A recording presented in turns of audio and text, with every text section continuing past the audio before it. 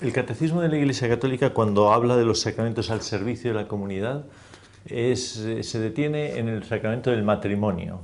Y recoge unas palabras del Código de Derecho Canónico. La alianza matrimonial, por la que el varón y la mujer constituyen entre sí un consorcio de toda la vida, y ahí está lo que entiende la Iglesia por matrimonio, una alianza, no un contrato, sino una alianza, que nos evocará al Antiguo Testamento, a las alianzas hechas con Dios, con el pueblo, por el que varón y mujer constituyen entre sí un consorcio de toda la vida, ordenado por su misma índole natural al bien de los cónyuges y a la generación y educación de la prole. Ya ahí ha definido muy bien la finalidad. Muchas veces se plantea a los cristianos la cuestión de si el matrimonio, tal y como lo entiende la Iglesia, debe ser la única forma aceptada, ¿no?, de convivencia de una pareja. Y la verdad es que la respuesta de la Iglesia es muy nítida. O sea, la convivencia, lo que se establece y lo que se comparte en la vida matrimonial es tan íntimo, es tan personal, pertenece a una esfera tan profunda en la persona que la dignidad de esa misma relación exige en sí mismo que se establezca una estructura de fidelidad alrededor de ella para no dañar a las personas. Otra de las cuestiones que con más frecuencia se plantean a los cristianos es la fórmula que a todos nos suenan de las bodas, de ahí hasta que la muerte nos separe. Cuando se la plantean a Benedicto XVI, él contesta de una forma que la voy a leer porque no tiene desperdicio. Dice, porque así figura en el carácter definitivo del amor humano y en la responsabilidad que se contrae con él. Es cierto, todos tenemos la experiencia de que el amor en unas ocasiones, algunas parejas duran mucho, otras pocos, otras están al final. Ahora, cualquier pareja que se rompe, ellos reconocen que lo ideal sería que durase toda la vida. La ruptura es traumática, la ruptura duele, la ruptura hace daño. Y el Papa continúa, no debiéramos intentar demostrarlo racionalmente hasta el menor detalle, esta cuestión de la fidelidad, de la indisolubilidad. Aquí sale a nuestro encuentro la gran sabiduría de la tradición.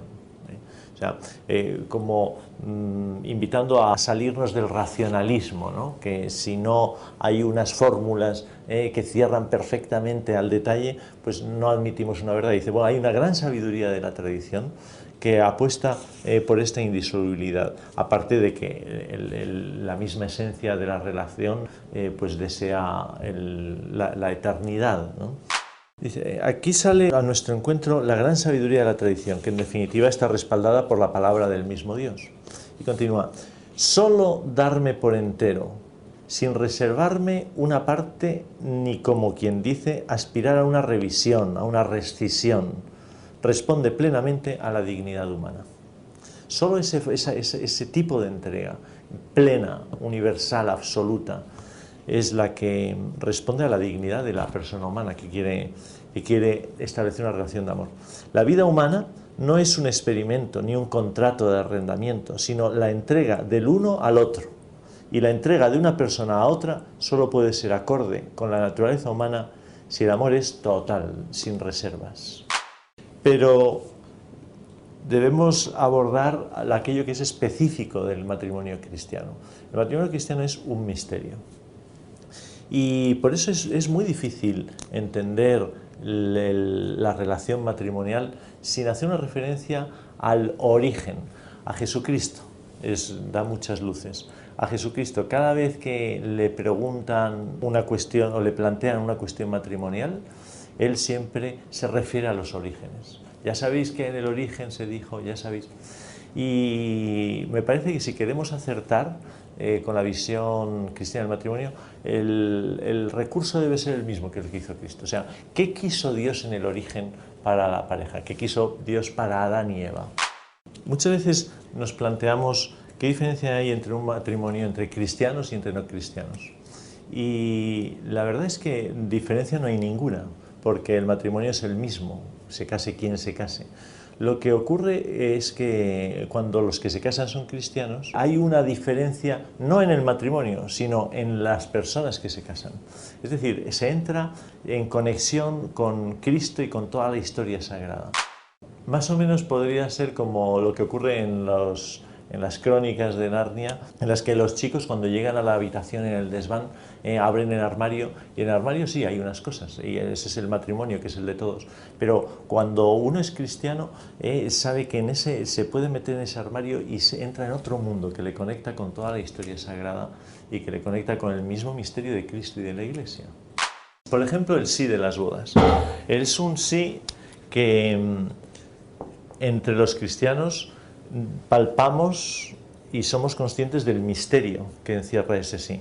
Cuando un hombre y una mujer en una boda se dicen yo sí te quiero, yo me doy, yo te acepto, este sí, el cristiano sabe que no es un sí, por así decirlo, encerrado en su relación, sino que es un eco, una prolongación, una actualización, un mismo sí que el que dio Cristo a la Iglesia, porque cuando el que se casa es cristiano, al estar incorporado en Cristo, Cristo obra en él y él en Cristo.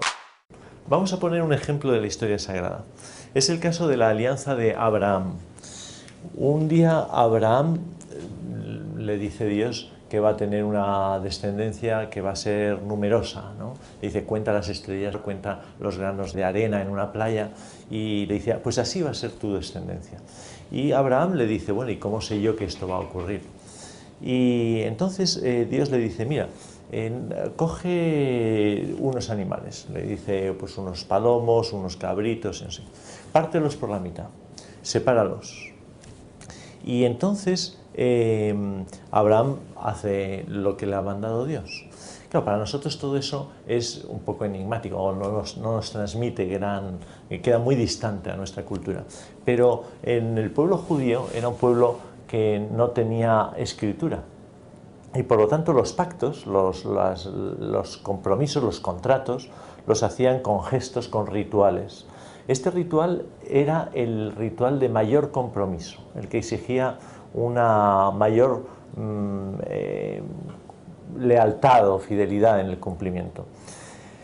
Una vez estaban partidos los animales, la persona debía pasar por las dos personas que contraían en ese momento, pasaban entre ellos. Y al pasar entre ellos, más o menos lo que venían a decir era la misma suerte que han corrido estos animales, que la corramos nosotros si faltamos al cumplimiento de lo que ahora mismo hemos hablado. Entonces Abraham, una vez ha obedecido y tiene los animales cuarteados, separados, tirados en tierra, entra en un profundo sueño, un sueño de los bíblicos, ¿no? Un sueño de nuestras siestas, no amodorrado. Y entonces en ese sueño él ve que un torbellino de tierra, de polvo, pasa entre aquellos animales descuartizados. Claro, Abraham entiende, Dios se está comprometiendo conmigo y está estableciendo conmigo una alianza y está dispuesto a morir antes que faltar a su palabra.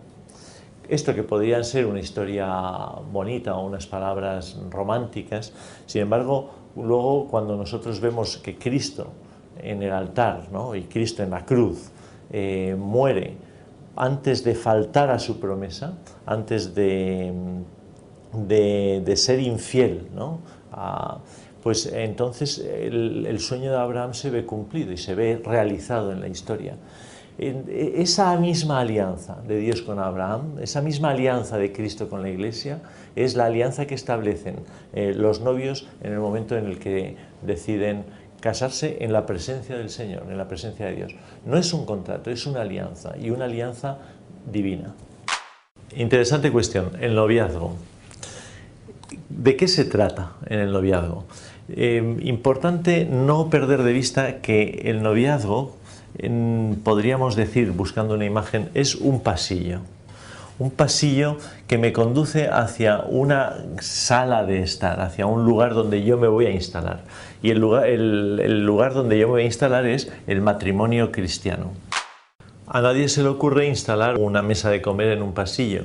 Esos son muebles propios de la sala de estar.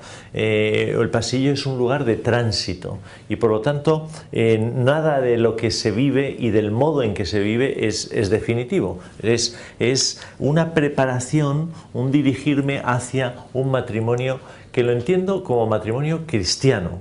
Y por lo tanto, dependiendo a qué sala de estar yo me dirijo, voy por un pasillo o por otro. Si me dirijo al matrimonio cristiano, el pasillo lo recorro de acuerdo a las sugerencias y enseñanzas y consejos que me da la Iglesia.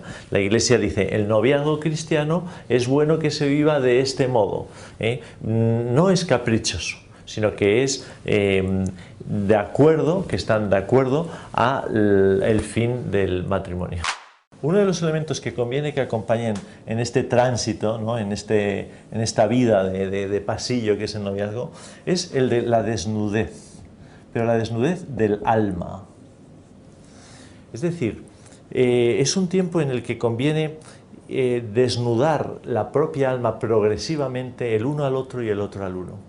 Ese alma que ha tenido heridas, que ha tenido sus enfermedades, que tiene sus ilusiones, que tiene sus complejidades, para poder vivir el matrimonio y que la desnudez física sea resultado, sea consecuencia, sea continuación de una desnudez previa que es la del alma, un conocimiento no puede ser pleno, pero lo más amplio y lo más sincero, lo más relajado, lo más desinhibido y siempre sin miedo. O sea, poder abrir al otro sin miedo a que me hiera. Un noviazgo bien vivido lleva a un matrimonio maduro.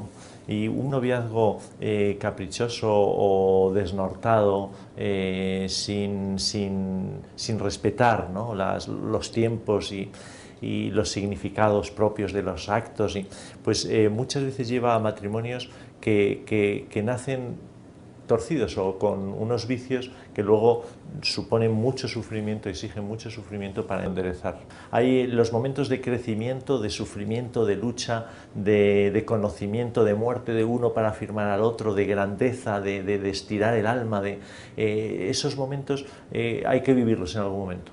Y cuando se vive en el noviazgo me parece que es más fácil. Y vamos a terminar. Cuando se habla del matrimonio cristiano, yo creo que vale la pena decir lo siguiente. La gran conversión que hubo de toda Europa, de Occidente, al cristianismo, uno de los puntos fuertes de lo que ayudó al mundo pagano a abrirse al cristianismo fue la belleza de la vida de los matrimonios cristianos, la belleza de la familia cristiana. Y yo creo que hoy todavía lo podemos confirmar. Cuando alguien encuentra un matrimonio que vive de acuerdo con la fe, cuando encontramos familias cristianas, la alegría, la vida, el respeto, todo lo que allí se respira tiene una fuerza que es la presencia divina del mismo Dios encarnado en la sociedad.